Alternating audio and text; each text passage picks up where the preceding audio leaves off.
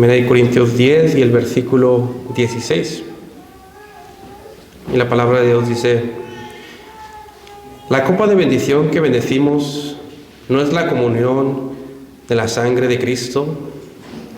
El pan que partimos no es la comunión del cuerpo de Cristo. Oremos. Señor, te damos gracias, Señor, por lo bueno que eres. Gracias por este día que podemos venir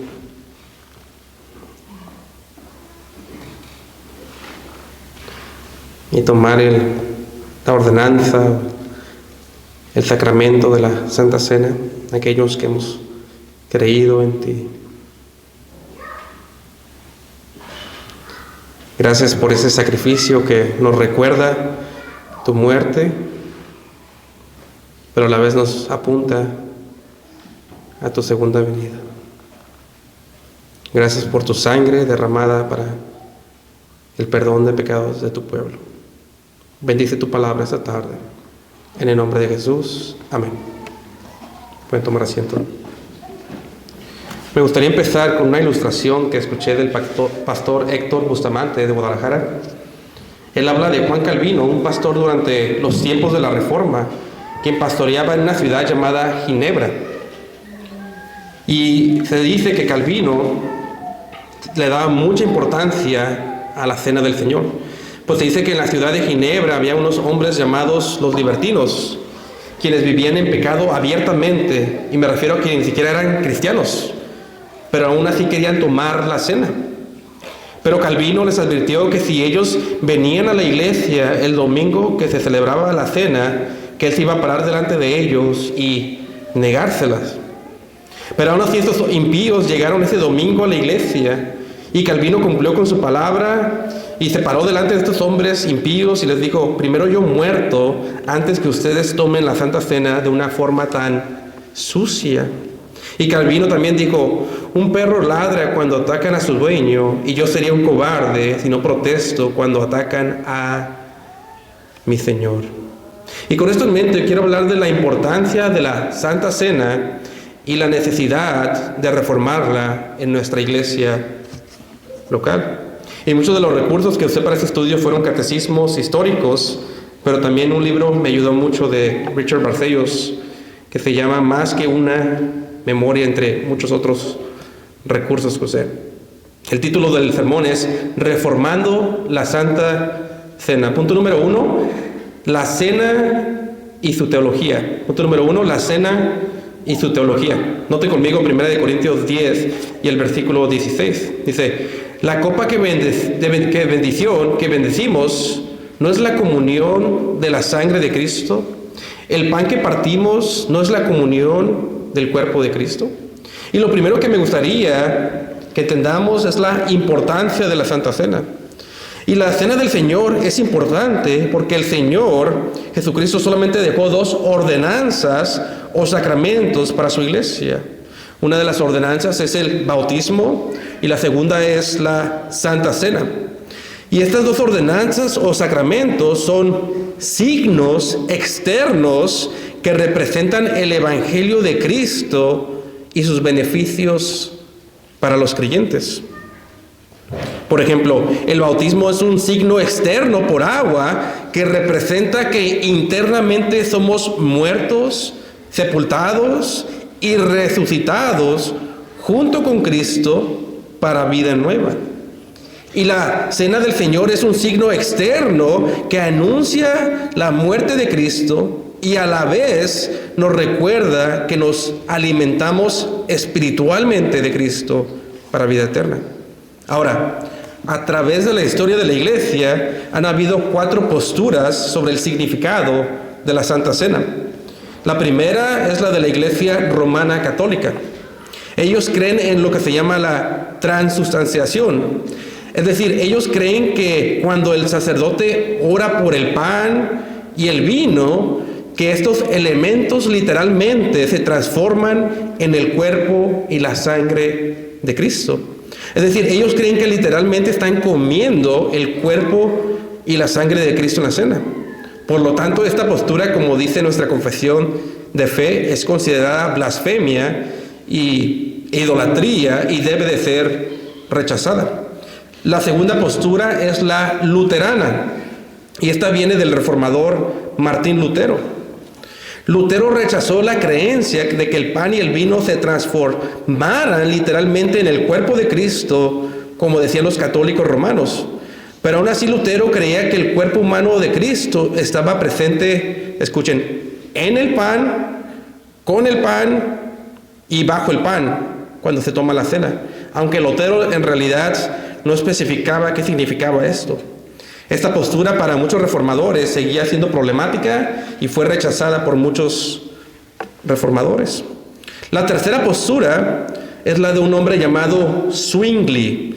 Zwingli era un reformador suizo, y Zwingli decía que Cristo dijo que celebrábamos la cena en memoria de Él, y que por lo tanto Él concluyó que la cena solamente era un memorial.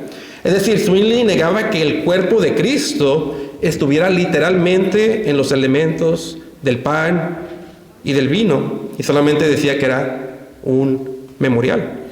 Esta postura es la más común el día de hoy en las iglesias y es muy fácil de recordar, pues solo tienen que recordar que la cena es un memorial. Ahora, solo para que entiendan lo difícil que fue el debate o la plática sobre la Santa Cena a través de la historia de la iglesia, esos dos reformadores, Lutero y Zwingli, se reunieron para tratar de unir fuerzas en la Reforma.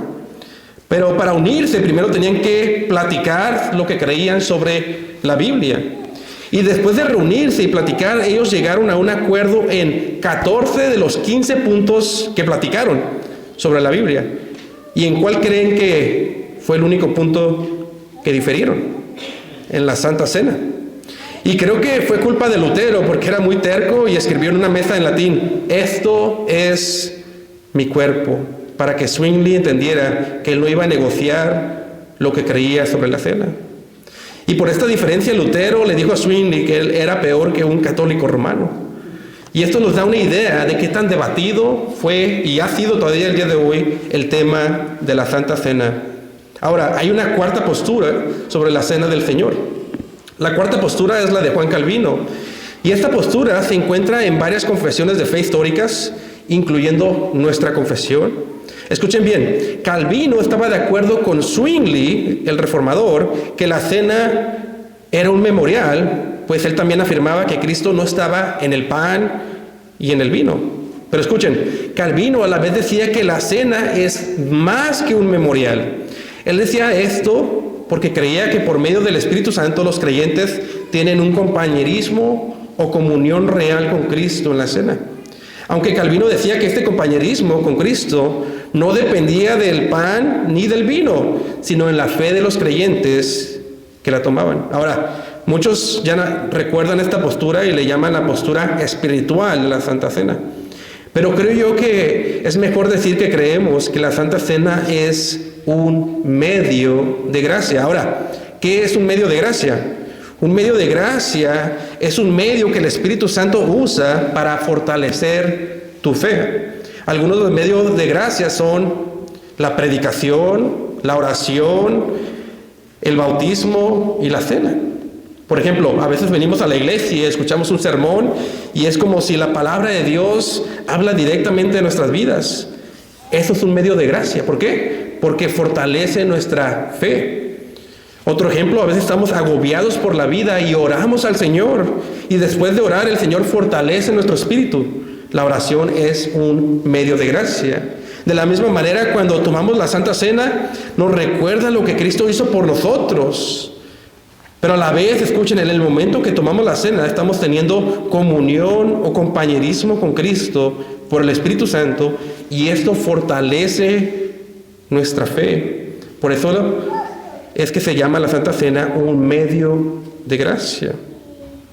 Primera aplicación, como iglesia antes veíamos la cena solamente como un memorial, pero como veremos hoy es importante que veamos la cena como un medio de gracia. Es importante que recordemos que al tomar la cena estamos teniendo un compañerismo real con Cristo por medio del Espíritu Santo, y que esto fortalece nuestra fe. Segunda aplicación, como han notado varios teólogos, de la misma manera que el pan físico y el vino fortalecen a un hombre físicamente, De la misma manera, el pan y el vino en la cena son usados por el Espíritu para alimentarnos y fortalecernos en nuestra fe. 1 Corintios 10:16, la copa de bendición que bendecimos no es la comunión de la sangre de Cristo. El pan que partimos no es la comunión del cuerpo de Cristo. Ahora ya vimos el punto número 1, la teología de la Santa Cena. Punto número 2, la cena y sus elementos. Ahora les voy a pedir que vayan conmigo a la primera cena en la historia de la iglesia. Vayan conmigo a Mateo capítulo 26. Mateo capítulo 26 y vamos a ver la primera cena del Señor en la historia de la iglesia.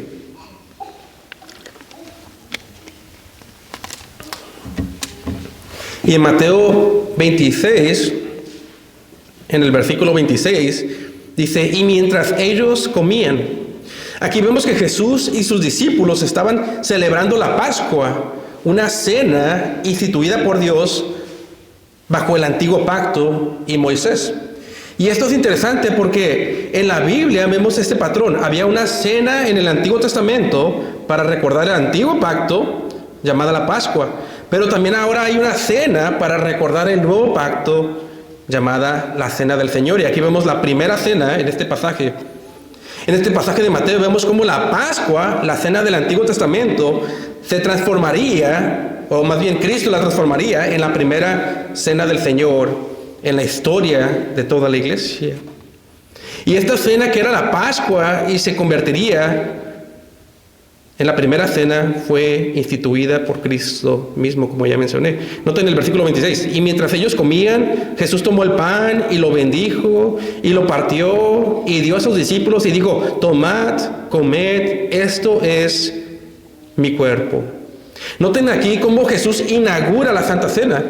Él toma el pan y lo ¿qué? Lo bendijo. Esto de bendijo implica dos cosas, como dice el teólogo Charles Hodge.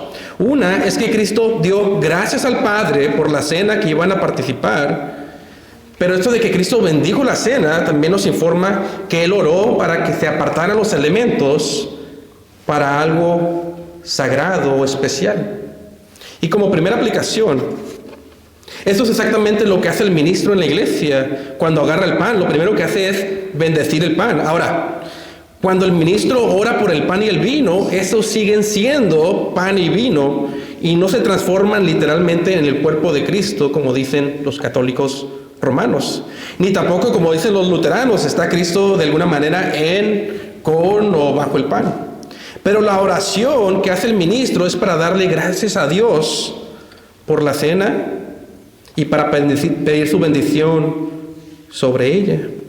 Ahora, ¿qué hizo Jesús después de bendecir el pan? Noten el versículo 26. Y mientras ellos comían, Jesús tomó el pan y lo bendijo y lo partió y dio a sus discípulos y dijo, tomad, comed, esto es mi cuerpo. Aquí dice que después de bendecir el pan, Jesús partió el pan. Primera aplicación, escuchen hermanos, esta es una parte que tenemos que reformar como iglesia. Pues Jesús partió el pan delante de sus discípulos con el propósito de representar el cuerpo de Cristo siendo entregado y molido por nuestros pecados. Es decir, cuando el ministro parte el pan delante de toda la iglesia, estamos viendo una dramatización o una predicación de lo que le sucedió al cuerpo de Cristo al ser molido por nuestros pecados. Estás viendo el evangelio predicado con símbolos. Y es tan importante esto de partir el pan que cuando la iglesia primitiva en el libro de Hechos se reunía, se decía que se reunía ¿para qué? Para partir el pan. Y esto es algo que ha olvidado la iglesia moderna, la importancia de partir el pan, como dice la Biblia que se hacía y dice nuestra confesión de fe, pues así lo hacían los ministros a través de la historia de la iglesia. Y lo hacían porque Cristo lo hizo con el propósito de mostrar su cuerpo siendo molido por su pueblo. Por lo tanto, desde hoy en adelante, cuando tomemos la cena, un ministro ordenado partirá el pan literalmente delante de la congregación. Ahora, si soy honesto, la primera vez que yo vi en nuestra confesión que decía que el ministro debía de partir el pan, pensé que solamente era una tradición de hombres. Por lo tanto, fui a las Escrituras para ver si esto era bíblico. Y ciertamente me di cuenta que la confesión simplemente hacía eco a lo que la Biblia ya decía. Pues en la cena Jesús partió el pan y después dijo, hagan esto en memoria de mí. Esto no lo vemos en Mateo, pero lo vemos en el Evangelio paralelo de Lucas. Y ahí se ve cuando Jesús diga, hagan esto en memoria de mí, y esto incluía el partimiento del pan. Segunda aplicación. En 1 Corintios 10:17 se nos da una teología o una explicación de lo que significa el pan en la cena del Señor. Y Pablo nos dice que al comer todos de un solo pan en la iglesia, esto representa la unidad de la iglesia, simbolizada por un pan del que todos comemos. Pues Pablo nos dice que nosotros somos muchos miembros, pero que como iglesia solamente somos un solo pan en Cristo. Pero no solo eso, sino que al tomar de la cena como iglesia, a la vez juntos comemos, no literalmente, pero espiritualmente, del verdadero pan, quien descendió del cielo, quien es Cristo. Por lo tanto, escuchen, cada vez que miren a este pan que está aquí enfrente, abajo del púlpito, deben de recordar dos cosas. Primero, que como iglesia estamos unidos en Cristo como un solo pan, y que esto nos debe de animar a mantener la unidad y el amor entre hermanos y cuidarnos de las divisiones y desunidad. Número dos, este pan representa que nosotros como iglesia, comemos, por decirlo así, espiritualmente de Cristo, el pan quien descendió del cielo. Mateo 26, versículo 26. Y mientras ellos comían, Jesús tomó el pan y lo bendijo y lo partió y dio a sus discípulos y dijo, tomad, comed, esto es mi cuerpo. Noten el orden de los pasos que vemos cuando Jesús y sus discípulos tomaron la cena. Primero Jesús tomó el pan.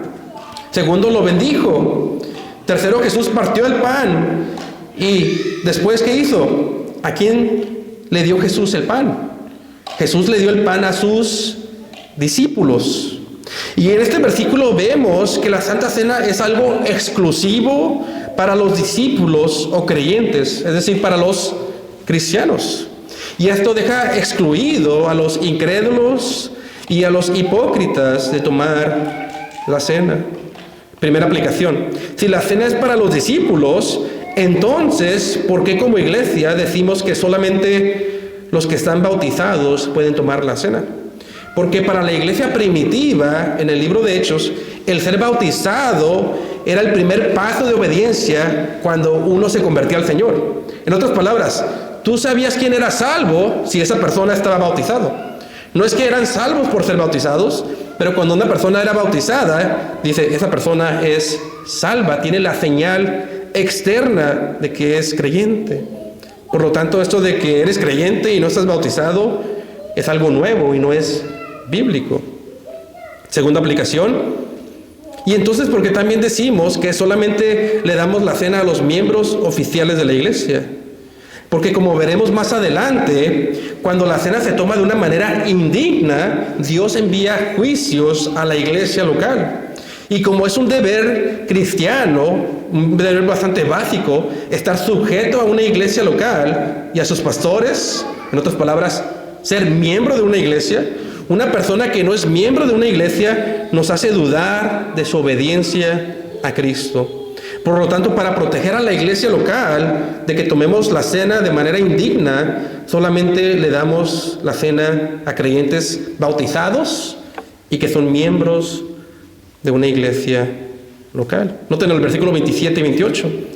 Y tomando la copa y habiendo dado gracias, les dio diciendo, bebed de ella todos, porque esto es mi sangre del nuevo pacto, la cual es derramada por muchos para remisión de los pecados. Aquí vemos cómo después de comer el pan, que el ministro hace un procedimiento similar con la copa o el vino. Y según el versículo 28, esta copa o vino es un signo de la sangre de Cristo que fue derramada por nosotros, los que creemos el Evangelio. Ahora, noten mucho cuidado cuáles son los dos elementos de la cena.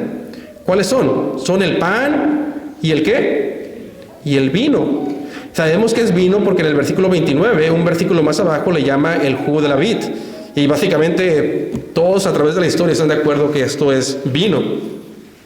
Y como aplicación, esta es otra área en que tenemos que reformar como iglesia local. El usar los elementos bíblicos, los que Jesús usó.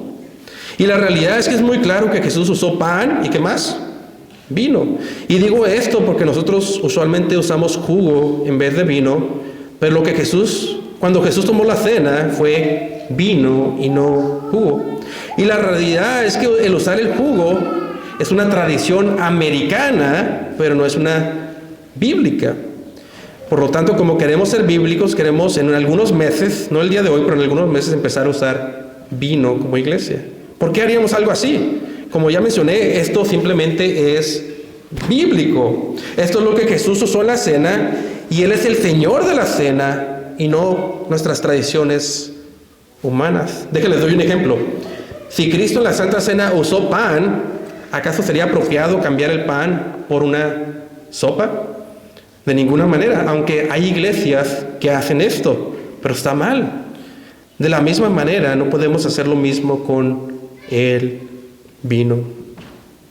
Además, sabemos que recordar que Jesús instituyó estos dos elementos con un propósito.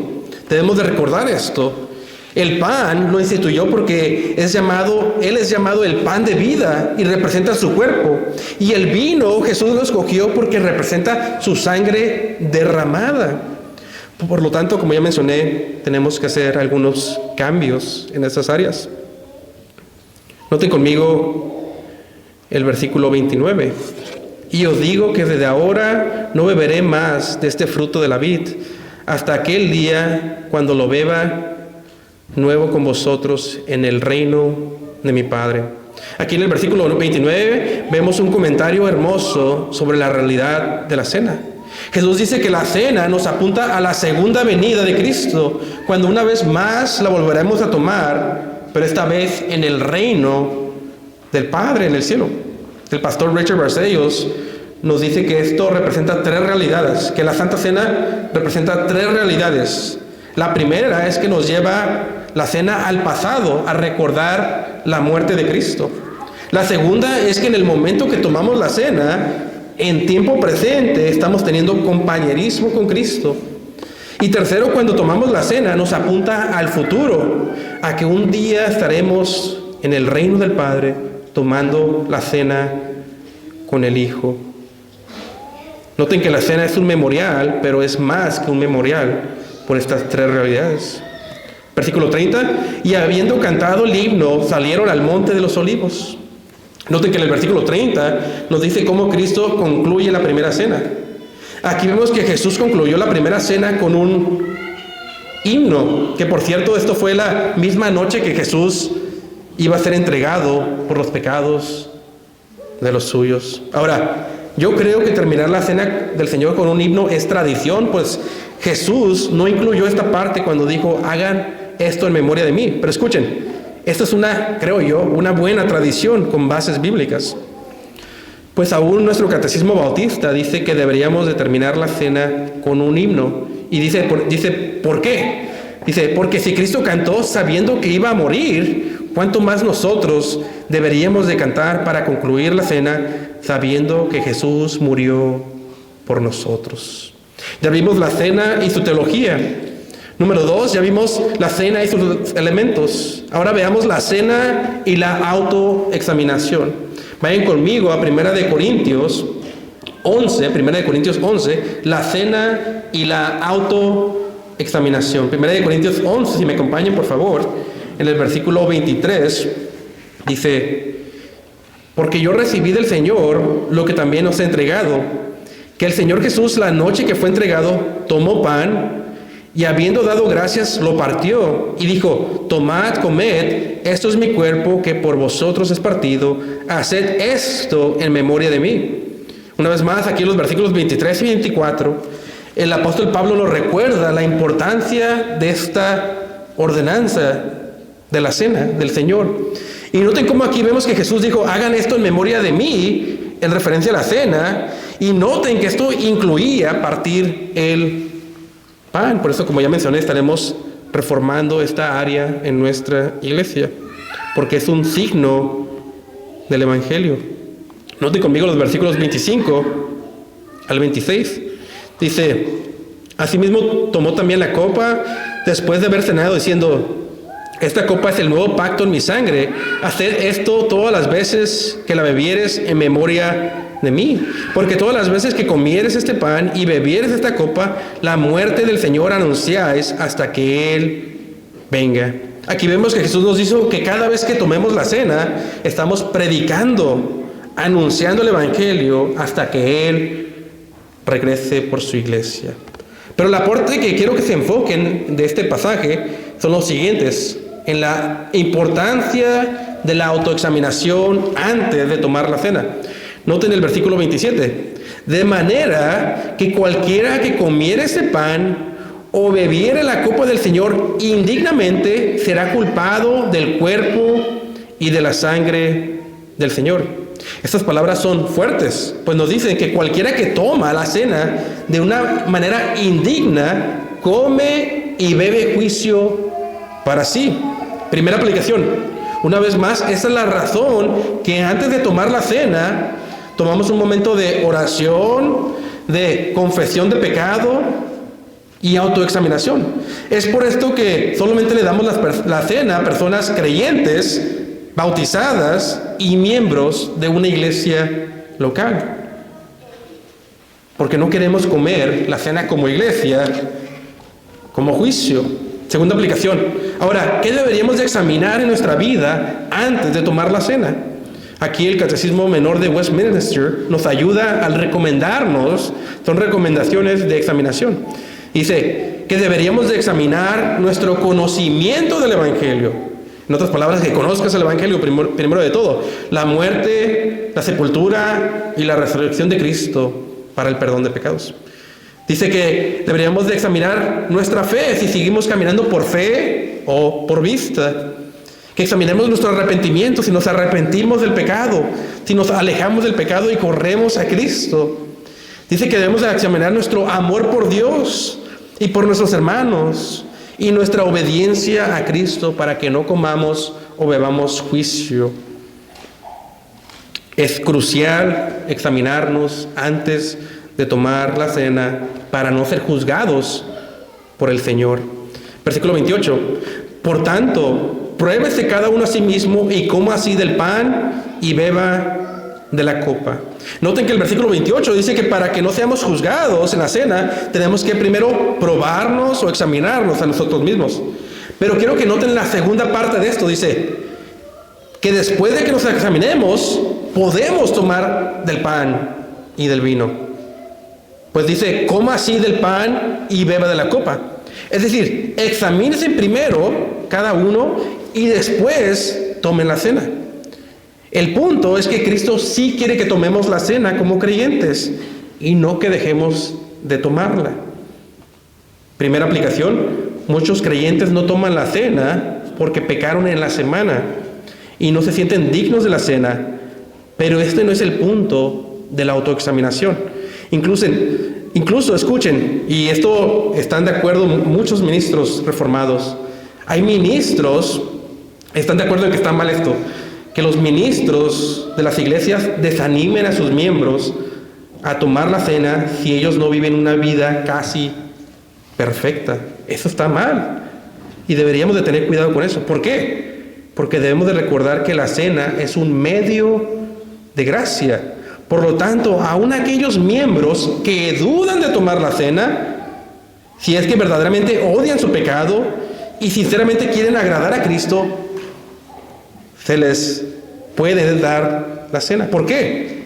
Porque la cena va a fortalecer su fe al tomarla, y también la cena les va a animar a vivir vidas piadosas, y más que nada porque la cena nos recuerda que es un medio de gracia, que es gracia, que somos salvos por la gracia de Dios. Por lo tanto, si alguien sinceramente odia su pecado y cree en el sacrificio de Cristo que cubre todos sus pecados e imperfecciones, puede tomarla. Segunda aplicación. Ahora, ¿quién definitivamente no debería de tomar la cena? Los incrédulos y también los hipócritas, los que dicen ser cristianos, pero viven deliberadamente en un pecado que no quieren abandonar. ¿Recuerdan qué pasó en Ginebra con Calvino cuando fueron a tomar la cena? Aunque vivían abiertamente en pecado y no pensaban arrepentirse, Calvino se puso delante de ellos y les dijo: primero muerto antes de que deshonren a mi Señor. Con ese mismo celo de Calvino debemos de cuidar la cena del Señor en nuestra iglesia de los hipócritas e ignorantes. Versículo 29. Porque el que come y bebe indignamente, juicio come y bebe para sí, no discerniendo el cuerpo del Señor. Aquí el apóstol Pablo da esta advertencia, que el que come y bebe sin meditar en lo que significa el evangelio, que el cuerpo y la sangre, come y bebe juicio para sí. Una vez más, vemos la solemnidad o la seriedad de tomar la cena con reverencia. Versículo 30. Por lo cual hay muchos enfermos y debilitados entre vosotros y muchos duermen. En la iglesia de los Corintios había muchos enfermos y aún otros creyentes habían muerto. ¿Por qué? Porque Dios envió un juicio porque no se autoexaminaban antes de tomar la cena. Y en el contexto principal de la cena, los hermanos estaban pecando ¿en qué? En la desunidad y divisiones. Había pecado abiertamente, había orgullo entre ellos. La iglesia estaba pecando deliberadamente y estaba comiéndose juicio al tomar la cena, y Dios le quitó la vida a algunos y algunos otros enfermaron. Versículo 31. Pues si nos examináramos a nosotros mismos, ciertamente no seríamos juzgados.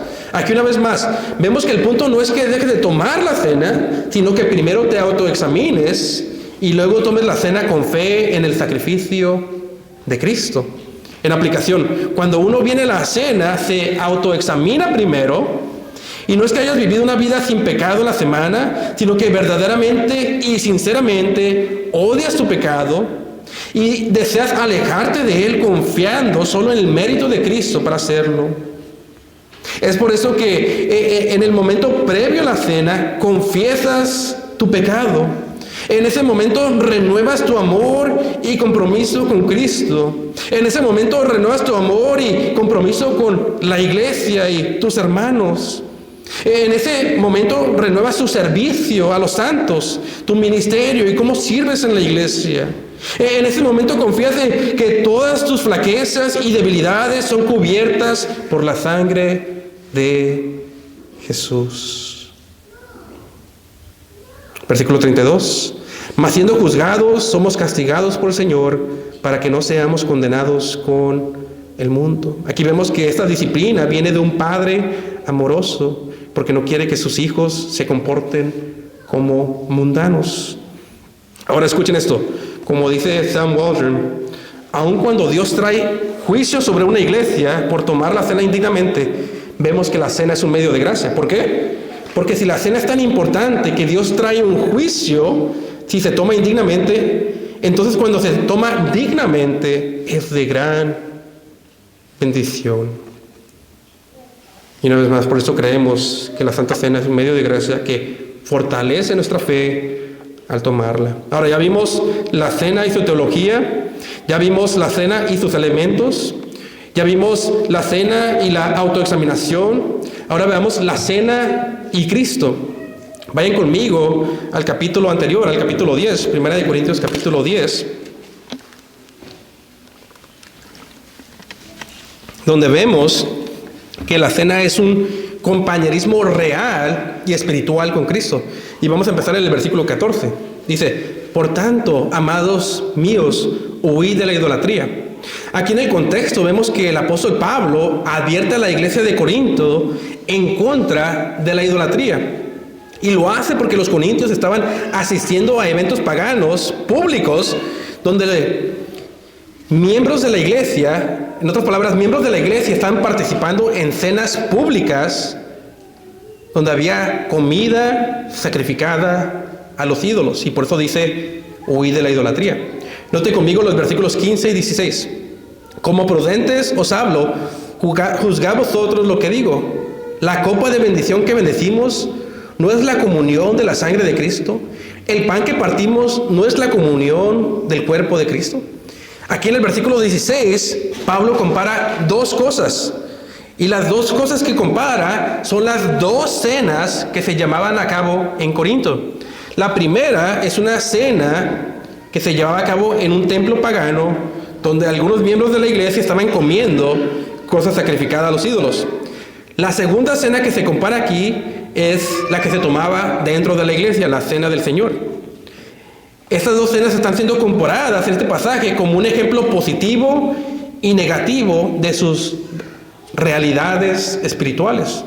Y aquí Pablo les explica de por qué no es apropiado asistir a las cenas idólatras. Porque algunos de los corintios dicen, pues, nosotros sabemos que solamente son ídolos, pues podemos asistir a estas cenas públicas y paganas, pues solamente vamos a comer. Pero les dice, no, hay algo detrás de todo esto, una realidad espiritual, en este caso idolatría y actividad demoníaca. Pero en medio de su explicación, Pablo nos revela también el significado espiritual de la cena. 1 Corintios 10:16, y nótenlo con mucho cuidado, dice, la copa de bendición que bendecimos no es la comunión de la sangre de Cristo. El pan que partimos no es la comunión del cuerpo de Cristo. Aquí lo que Pablo está diciendo, cuando damos gracias a Dios por el vino o la copa de bendición y partimos el pan para celebrar la cena, ¿acaso no estamos teniendo comunión con el cuerpo de Cristo y la sangre de Cristo? Y este es un versículo maravilloso.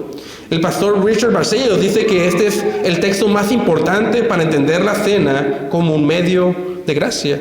Pues lo que Pablo nos está diciendo es que cuando tomamos la cena del Señor, verdaderamente en ese mismo momento estamos teniendo comunión real y espiritual con Cristo. Ahora, si lees las confesiones antiguas, reformadas, el lenguaje es majestuoso y bien preciso.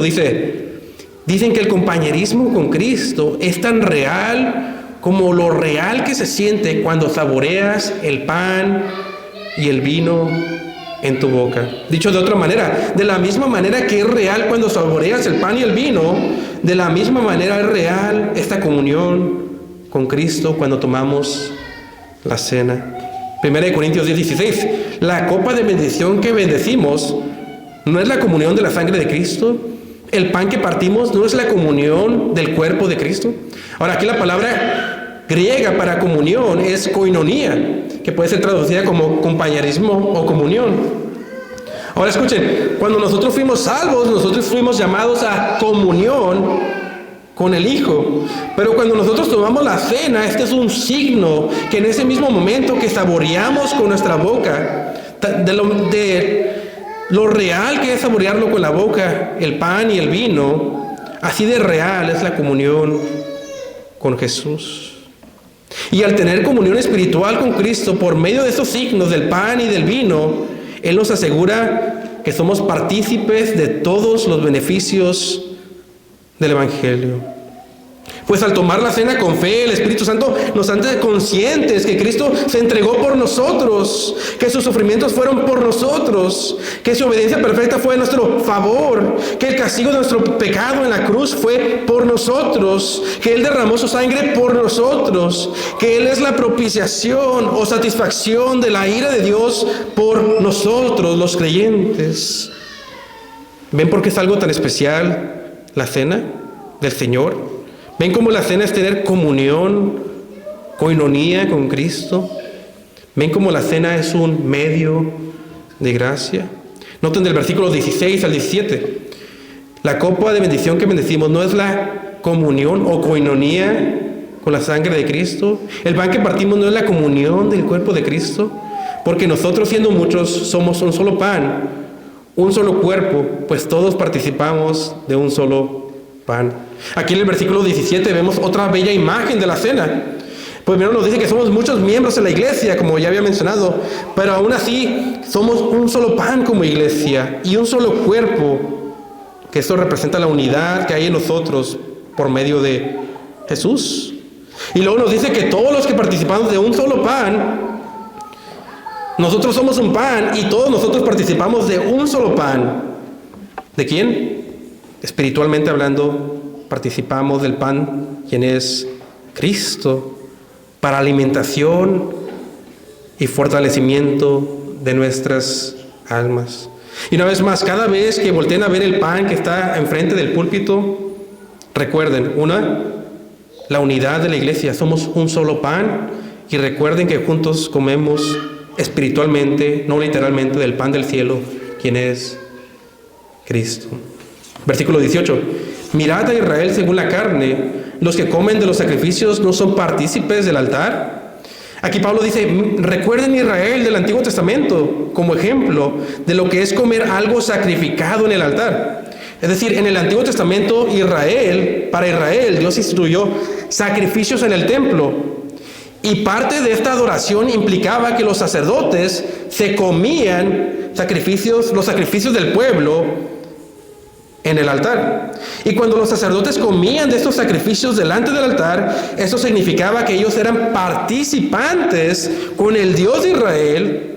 En otras palabras, tenían compañerismo espiritual con Dios. Y la cena del Antiguo Testamento representaba que Dios tenía una relación de pacto con su pueblo y que este pueblo era aceptado a tener comunión con él. Noten los versículos 19 y 20. ¿Qué pues digo? ¿Que el ídolo es algo o que sea algo lo que se sacrifica a los ídolos? Antes digo, lo que los gentiles sacrifican, a los demonios lo sacrifican y no a Dios. Y no quiero que vosotros seáis partícipes de los demonios. Ahora, noten lo que Pablo está diciendo. Si en el Antiguo Testamento, cuando Israel comía de las cosas del altar, se hacían participantes del compañerismo con el Dios de Israel, entonces si estos hermanos de Corinto estaban comiendo en fiestas idólatras y paganas, donde la comida era sacrificada a los ídolos, entonces, de alguna manera, ellos estaban participando en la idolatría. Y escuchen, ellos por participar en esas cenas paganas, estaban participando en una realidad espiritual, estaban participando con los demonios. Versículo 21, no podéis beber la copa del Señor y la copa de los demonios, no podéis ser partícipes de la mesa del Señor y de la mesa de los demonios. ¿Ven la conexión que hace Pablo? Cuando los corintios iban y participaban en mesas idólatras, ellos participaban o tenían una relación con los mismos demonios sin darse cuenta. Y aquí Pablo dice, de la misma manera, cuando vienes a la cena del Señor, ustedes tienen una participación, un compañerismo espiritual con Jesús. Y Pablo concluye, no pueden tener comunión en la mesa del Señor y en la mesa de los demonios. ¿Y cuál es el punto aquí? ¿Cómo aplica esto a la predicación de hoy? Que la cena es un memorial, pero escuchen, amados hermanos, la Santa Cena a la vez es más que un memorial, es un medio de gracia, porque en el mismo momento que tomas la cena, con fe tienes compañerismo real y espiritual con Cristo. Un compañerismo tan real como se siente cuando saboreas el pan y el vino en tu boca. Ya vimos la cena y su teología, ya vimos la cena y sus elementos, ya vimos la cena y la autoexaminación, ya vimos la cena y Cristo. Ahora vemos el último punto, la cena y dos aplicaciones. La cena y dos aplicaciones.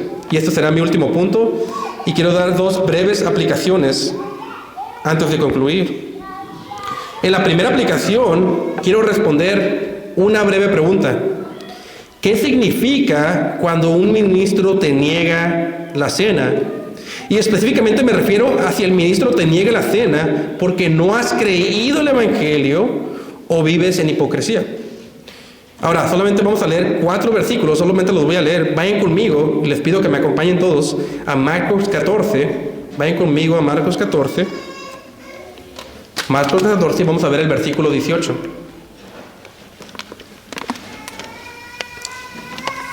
Marcos 14, versículo 18, dice, y mientras estaban sentados a la mesa y comían, dijo Jesús, de cierto os digo que uno de vosotros que come conmigo me ha de entregar.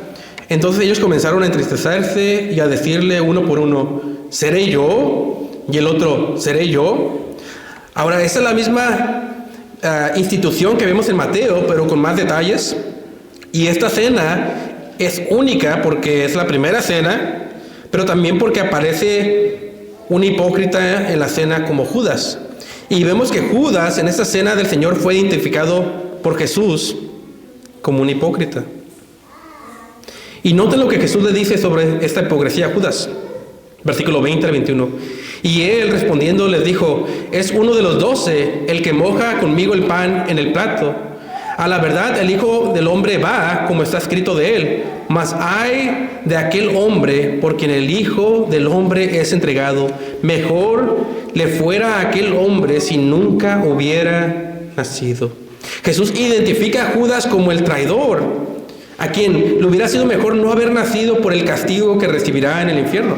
Ahora, claro, está hablando de Judas en un contexto único, pero escuchen, hay un sentido en que cuando el ministro te niega la cena, te está predicando algo. Te está predicando, adulto, niño y joven, que el mismo infierno al cual fue Judas irás tú si no te arrepientes. Pues si un ministro te niega la cena, quiere decir que tú no tienes parte en el reino de Dios y que serás atormentado en aquel día final y que esto será peor que la misma muerte. Pero escuchen, a la vez cuando un ministro te niega la cena, te está predicando el evangelio, las buenas nuevas de salvación.